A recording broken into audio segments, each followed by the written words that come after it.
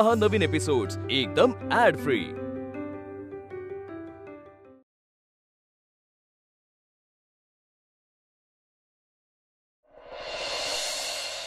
सारंग, अरे हा नगरकर घराण्याच्या इज्जतीचा प्रश्न आहे। नुसतं शहरातच नाही तर महाराष्ट्रात ओळख आहे या नावाची। पार ते यांच्यापर्यंत मंत्र्यांपर्यंत ओळख आहे तुझ्या वडिलांची। त्यात आता बाजार समितीची निवडणूक आली आहे 2 महिन्यात। अरे त्यात दादांनी ही निवडणूक फार प्रतिष्ठेची केली आहे। तुझा हा एक निर्णय सगळं संपवून टाकेल। थुंकणाऱ्यांना काय रे चान्सच पाहिजे असतो। घर तुटेल, इज्जत जाईल। ऐक माझं, चल घरी। काका, सगळ्यांचा किती विचार करता तुम्ही? घरादाराची इज्जतीची किती काळजी आहे तुम्हाला, पण मग तुम्हाला माझी काळजी नाहीये का? हो काका, तुम्ही माझा का विचार नाही करत? ही देवी आई समोर मुक्ताच्या कपाळावर कुंकू लावले। मी स्वतःची आणि आईची अशी फसवणूक करू शकत नाही।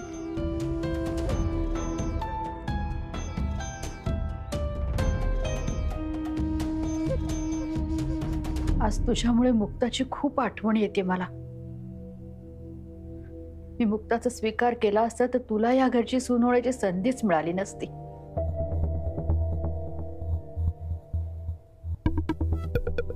झालं, दाखवलेच ना रंग, आलंच ना मनातलं बाहेर।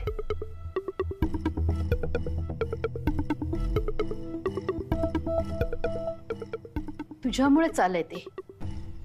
तुला या घरची सून करून घेण्याचा हट्ट माझाच होता। वरनं इतकी गोड आणि निरागस दिसणारी तू आतून अशी असशील असं नव्हतं वाटलं मला।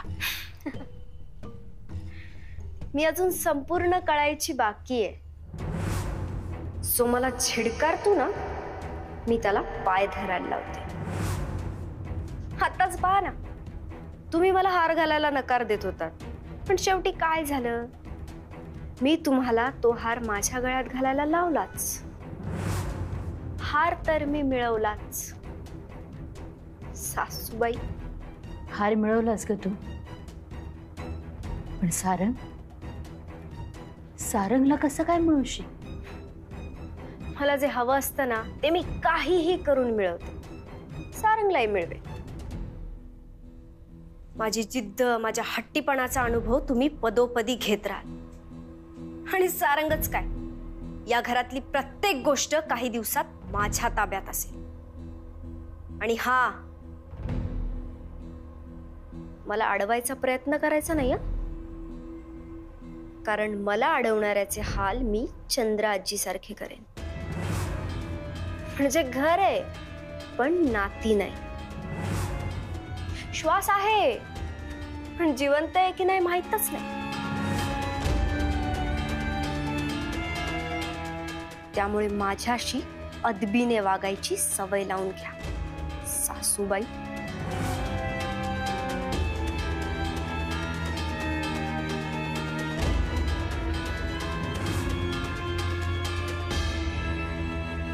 मी तुझ्याशी खूप वाईट वागतोय सारंग, सॉरी। भाऊ म्हणून मला तू खूप आवडायचास, कायम लक्षात राहशील। पण मला दादांचा शब्द पाळावाच लागेल।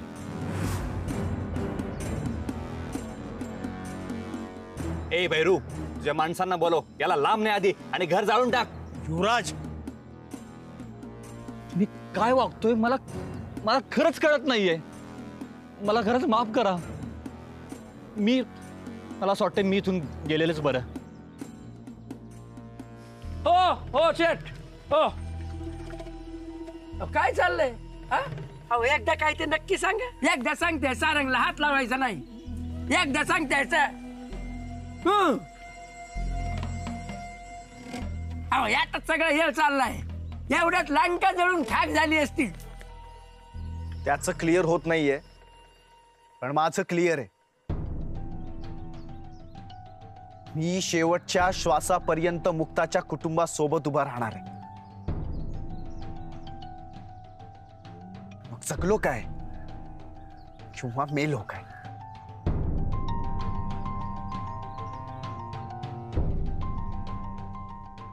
सारंग हे बघ, मी धर्मसंकटात अडकलोय. तुझ्या पाया पडतो, या घरापासून लांब राहा. माझं जर डोकं सटकलं ना, मी काहीही करू शकतो. ओ युवराज भाऊ, तुम्हाला जे पण काय करायचं आहे ना ते स्वतः करा. आणि हे घर जाळून टाकायचं असेल तर स्वतःच्या हाताने जाळून टाका. मग ओ शेठ, अहो तुम्ही एवढं बुचकळ्यात टाकलंय, 3दा मेंदूला अटॅक येऊन गेला. हा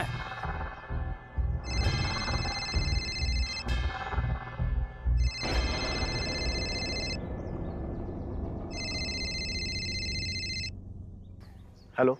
सारंग, परत ये बाळा घरी, परत ये. काय झालंय? एकटी पडले रे मी. या तिड्यातनं तू सोडवू शकतोस मला. काय झालंय? काही नाही, तू तू परत ये. मी नक्की परत येईन, पण फक्त मी एकटा येणार नाही. सारंग, खूप एकटी पडले रे मी. सतत अपमान होतोय. अशी मला किंमत नव्हतीच. इज्जतही नाही राहिली. या घरात ना मला किंमत आहे ना माझ्या शब्दाला.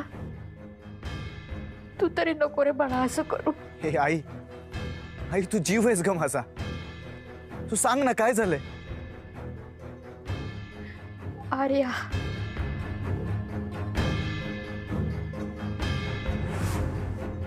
घरच्या नवीन सुनेला घालायचा पारंपरिक हार आत्ताच्या आत्ता मला हवाय. Shut up. पुरे झाला शानपणा. कसं बोलतेस तू माझ्याशी? कारण तुम्हाला याच भाषेत समजणार आहे ना. ती सांगते ना, हार घाला गळ्यात तिच्या, घाला ना आणि विषय संपवा. मी अजून संपूर्ण कळायची बाकी आहे. सो मला झिडकारतो ना, मी त्याला पाय धरायला लावते. सारंग,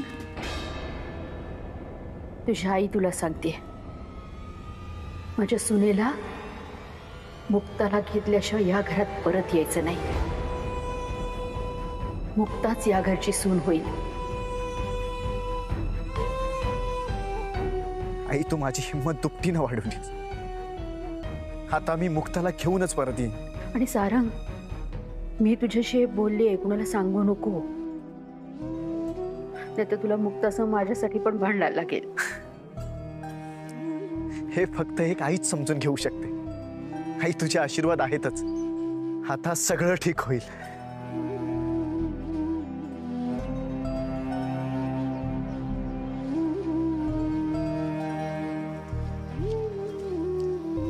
सारंग, अरे कोणाचा फोन होता? ते मी सांगू शकत नाही, पण आईची शपथ घेऊन सांगतो, आता मी मुक्ताला माझ्या सोबत घेऊनच जाणार.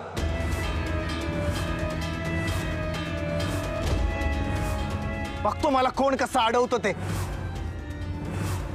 ए भैरो, तुझ्या माणसांना आत्ताच्या आत्ता इथं बोलव. त्यांच्यामुळे आमच्या आयुष्यात आग लागली ना, त्यांना हिथंच पेटवून टाकू आपण. लाव फोन आणि बोलव.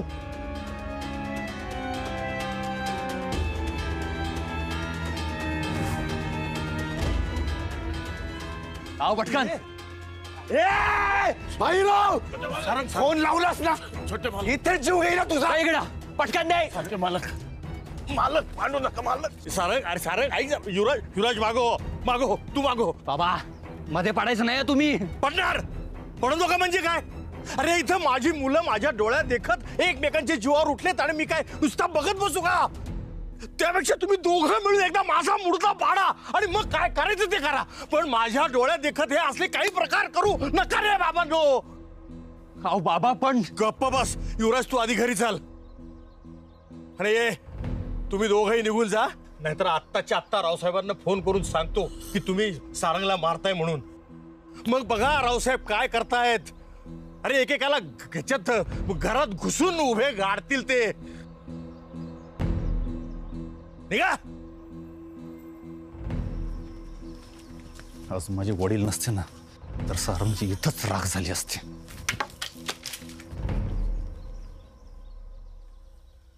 सारंग, युवराजच्या वतीनं मी माफी मागतो, पण तू लवकर घरी ये.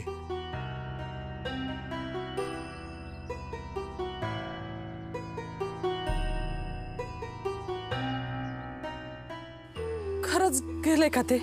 आता तर ते गेलेत, पण ते परत येतील, कारण ते फक्त शिपाई आहेत. फक्त आपल्या राजाचा हुकूम मानते.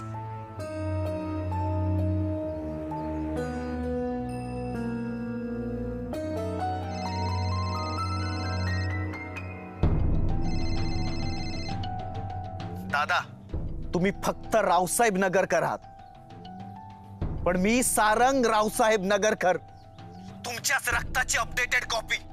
जिद्द, निश्चय सर्वांगात दुपटीनं संचार करते. जे बोलायचं ते स्पष्ट बोल. आज ते गुंड परत आले होते आणि त्यात आज युवराजची भर होती. मुक्ताच्या कुटुंबासाठी आज मला कुऱ्हाड घेऊन त्यांच्या समोर उभं राहावं लागलं. उद्या त्या कुटुंबाच्या संरक्षणासाठी मला कुणावर कुऱ्हाड जरी चालवायला लागली ना, तरी मी मागे पुढे बघणार नाही.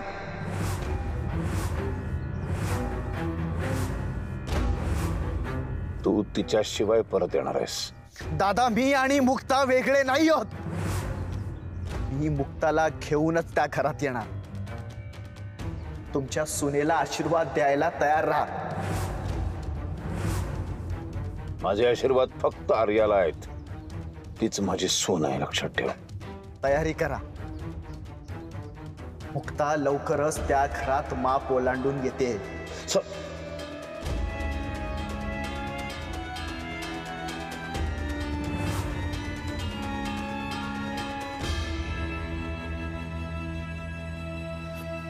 काय झालं मालक? काय म्हणले मोठे मालक? मी काही म्हणतो, पण मी आज खूप आनंदात आहे. हो, अजून या अंगणात त्या माणसांची धूळ गेली नाही. आणि तुम्ही? मला लई भीती वाटते ग. ते परत नाही येणार. ते आपलं घर जाळणार का आपल्याला पण जाळणार? ते काही नाही करणार कशा. ते फक्त भीती दाखवायला आले होते. ते भीती दाखवत ते खरं आहे मालक, पण ते परत येणार नाही हे खरं नाहीये. तुम्हाला इथून घालवण्यासाठी ते परत परत आमच्यावर चालून येणार. स्वतःच्या जीवासाठी नाही, पोरांसाठी जीव तुटतो मालक. वय, तुम्ही परत जा. त्यातच समध्यांचं भलं आहे. हो, मी जाईन, पण मी आता खरंच मुक्ताला माझ्या सोबत घेऊन जाईन. कारण आता आई सुद्धा तिच्या सुनेची वाट बघते.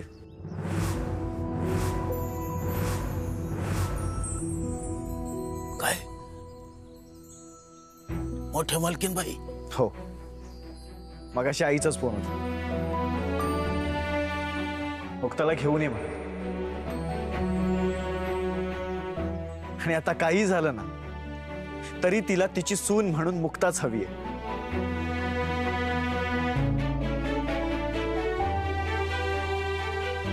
गजा, मला मुक्ताकडे घेऊन चल. म्हणजे नदीवर? चला चला चला.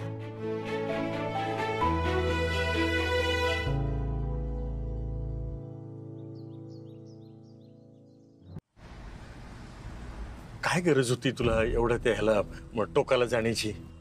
तुझ्या वागण्यामुळे आज नको ते घडलं असतं. अरे, सारंगला चांगलं प्रेमानं समजावून सांगून परत घरी घेऊन जाता आलं असतं. त्या लायकीचा नाही राहिलाय तो आता. त्याला फक्त फटक्यांची भाषा समजणार. काहीच फरक नाहीये. सेम रावसाहेबांसारखा वागतोय आता. अरे, डोक्यात राग घालून गोष्टी ह्या होतात रे, बिघडतात. तू खुशाल त्या लोकांच्या जीवावर उठलास. उठलो म्हणजे सगळ्यांना मारून टाकणार आहे मी. चिरडून टाकणार आहे एकेकाला. युवराज, तू खरंच त्या लोकांना मारून टाकणार आहेस? मी फक्त रावसाहेबांची आज्ञा पाळतोय. अरे, पण का पाळायची तुला त्यांची आज्ञा? आणि ती पण ही अशी कोणाचा तरी जीव घेण्याची? मी सांगतो तुला, तुझा बाप तुला सांगतोय कोणाच्याही जीवावर उठायचं नाही रे. आणि तुला माझी पण ही पाळावीच लागेल आज्ञा. हो, ज्याला स्वतःचा शब्द नसतो त्याला आज्ञा देण्याचा पण अधिकार नसतो. माहित नाही का तुम्हाला? आजवर फक्त दादांची आज्ञा पाळलीत तुम्ही, मग आज का आक्षेप? मी दादांचा शब्द पाळलाय असं म्हणणं चुकीचं आहे. आता मी कधी त्यांना हे नाही केला, विरोध नाही केला, पण दादांचं वागणं मला कधीच पटलं नव्हतं. पण मी नाही बोलू शकलो रे कधी. कसं बोलणार?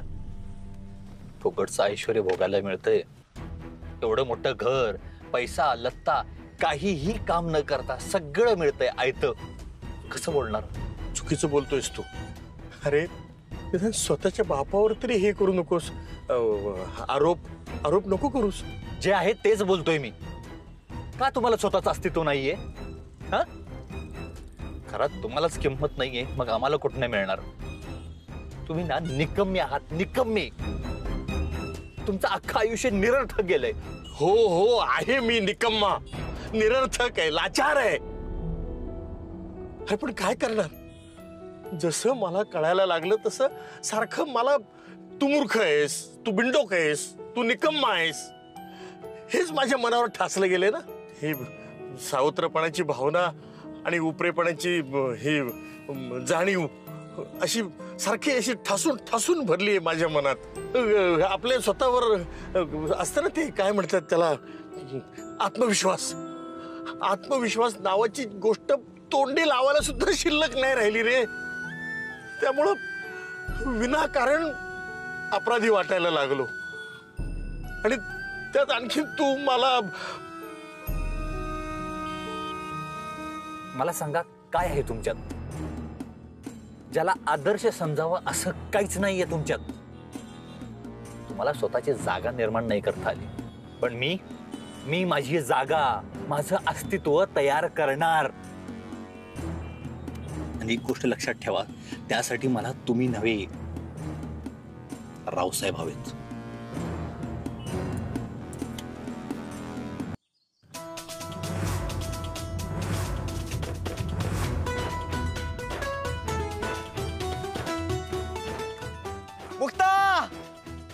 मुक्ता ताई,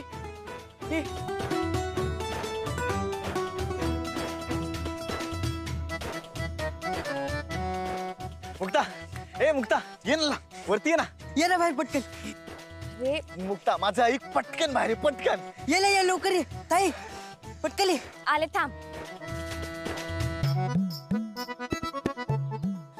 ये काय रे गजा, लईच खुश दिसतोय आज. माहित नाही, हे होते मी पण खुश झालो. गजा, मी आहे सोबत, तुझा. अरे जा. गजा, तू मावा भाऊ आहे, माझ्यासोबतच घरी यायचं. गजा, मी हिचा नवरा आहे. माहितीये मला, कुकूवरले. ताई, त्यांना जपून घेऊन या. मी जातो.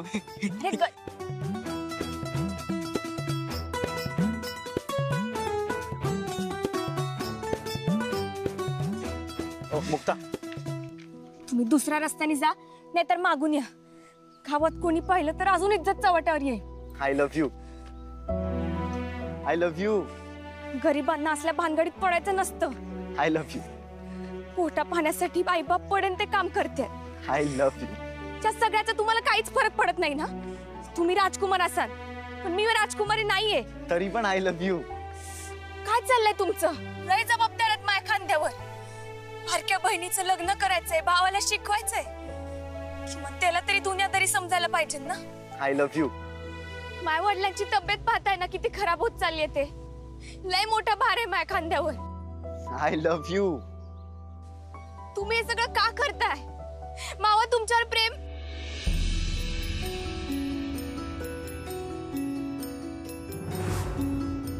मावा पण आहे.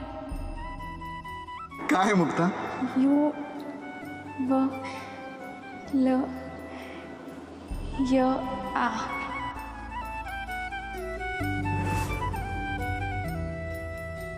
मावं तुमच्यावर काय? पुन्हा ती चूक करणार नाहीये, तर पुन्हा माईच बदनामी व्हायची. अगं तसं काहीच होणार नाही. उलट आता सगळं चांगलंच होणार आहे.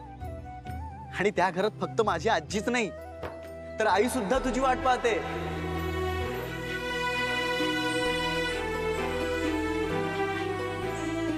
अगं आई म्हणाली की मुक्ताला घेऊनच ये.